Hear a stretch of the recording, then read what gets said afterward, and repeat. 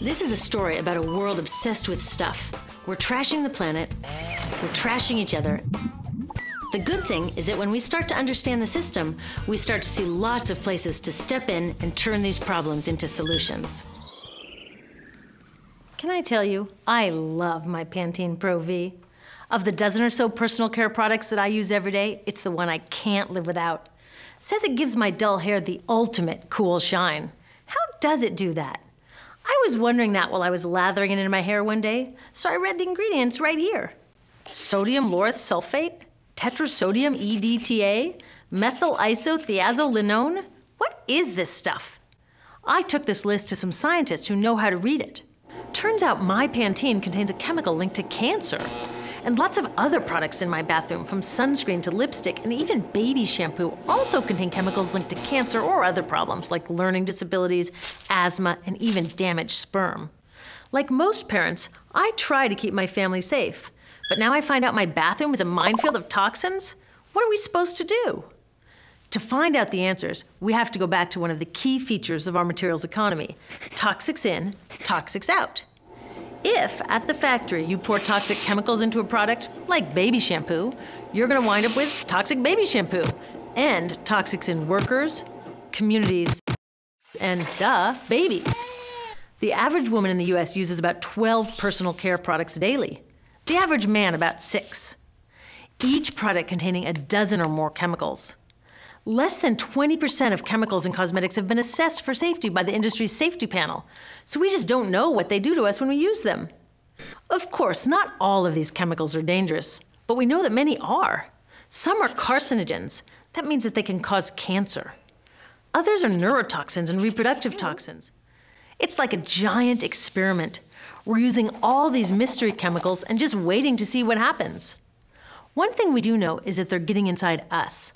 I had my body's toxicity levels tested, and I'm loaded with things like mercury, flame retardants, triclosan, and lead. We all are. Even babies are being born pre-polluted. Now, I know we can't live in a lead-free world, but do we have to put lead in our lipstick? I don't know. Maybe it's my fault. Maybe I just bought the wrong thing. At the store, the choices seem endless. I can get lipstick in 49 shades, or shampoo for hair that's too dry, oily, fine, limp, or frizzy. But what about the choices that really matter? Like the choice to buy products that are safe? It turns out the important decisions don't happen when I choose to take a product off the shelf. They happen when companies and governments decide what products should go on the shelves.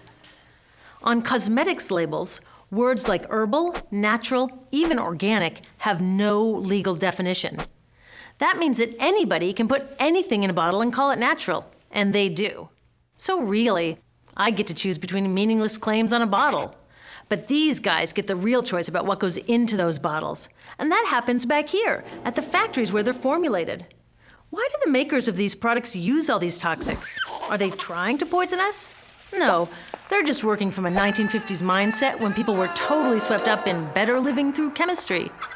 In all that excitement, they forgot to worry about human health impacts. That was years ago, and they are still using these same old toxic chemicals.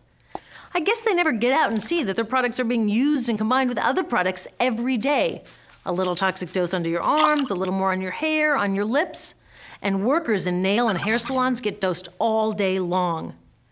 So the industry is used to doing things this way, and they can. Because even now that scientists have linked the chemicals they're using to all sorts of problems, there are no laws to get rid of them. The FDA doesn't even assess the safety of personal care products or their ingredients. Since 1938, they've banned just 8 out of over 12,000 ingredients used in cosmetics. They don't even require that all of the ingredients be listed on the label. This lack of regulation leaves a huge hole that the cosmetics industry is all too happy to fill.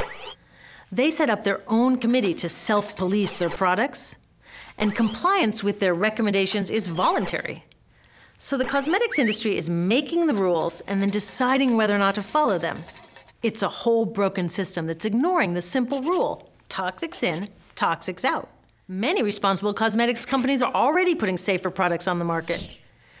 But we'll know that whatever we choose, the most important choice, the choice to be safe and healthy, has already been made.